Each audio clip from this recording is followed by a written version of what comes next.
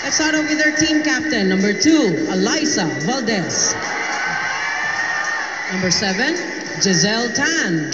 They're on their way, but we know now they've arrived. But for the Blazers, I thought that it was a heartbreaker. Yeah. Dun sa pagkatalo nila laban sa UST, they had chances to close out. Para kay Alyssa, nakakatuwa para sa mga taga Batangas. Ella De Jesus going to the back line. Wow. Valdez flips the net. Valdez scores. Oh, sayang for totally roof it. We also have to give it to Ella De Jesus. We make sure that that ball is in the sweet spot. Ano mo nga naman, handicap na at patuloy na natatastas yung roster ng Ateneo. Valdez attacking the defense of Johnny Navarro. Sa kabila naman, ikaw ba rin patahimik o maingay ang locker room? Siyempre, the lighter. The lighter pag maingay. Go to fast. You wanna win one set first from Ateneo. Valdez. Alam mo, maalala ko dun sa isang international competition na nilalaro ng Team Philippines. Sabi ng coach ng kalaban, De Jesus, Tan, Valdez. Better cover. Everybody contributed, and I would just like to mention top scorers now for Benilde. You have Panaga with 8, Torres with 5 for Ateneo.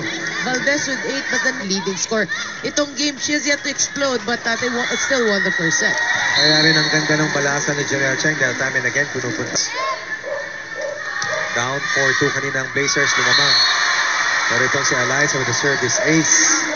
There she is. And I remember the time when Alyssa first made her move to play dito sa ating Shakey's Gilig. Batang-bata pa si Alyssa. Exactly. Mahihain pa itong si Alyssa. Of course, serving for Benilde. Tan. Piningit ni Alyssa. And Ateneo is still struggling to find it, to get into the zone. Yung fluidity hindi pa natin nakikita sa laro ng Eagles all match. Going to Navarro. Cross-court covered by De Jesus. From the back. Wow, what an angle coming from Alyssa Valdez. And how she managed, ang layo hinabol na, and how she managed to get into that court. Now look at the sequence once again. Tignan mo yung angulo. Maski pabagsak na. Tan, inangat yung bola para kay Alyssa. And just like that, Ateneo is a different. Ultra Fast Spike is brought to you by PLDT Home Ultra. Ang Blazers, first set 25-23, second set 25-18. Third set, Alyssa Valdez. And the Lady Eagles soaring high. Yeah, Alyssa. Game, 27 points. Number 21 si Valdez. Yeah, but sa ating top scorer. she didn't play. Baka sa loob ng dalawang laro, nandun sa top 3 yan. Good cover coming from Maraguino. Valdez. Attacks, and Valdez once again. Grabe ang in 5 sets last weekend sa larong ginawa nila Norin. Lost to the USD. Fast Spike is brought to you by PLDT Home Ultra, the Ultra Fast. Tinulak lang paloob ni Janelle Cheng. Alyssa once again from the back.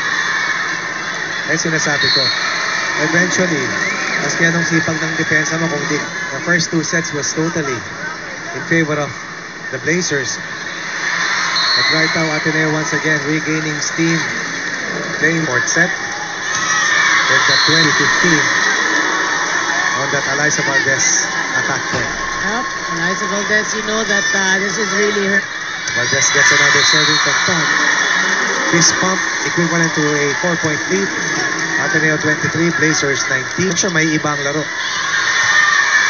And Valdez and the Eagles will erase a 5 set. Sabi mo nga. And true to fashion, Ateneo comes out fighting hard, fighting back. This match into a 5th and final set. Oh, still Lucky alive. break, Alyssa drop. Excellent read. Able to find the crease in the defense of the Blazers. Yeah, but it's typical Alyssa for you, no? She knows when it. Tan.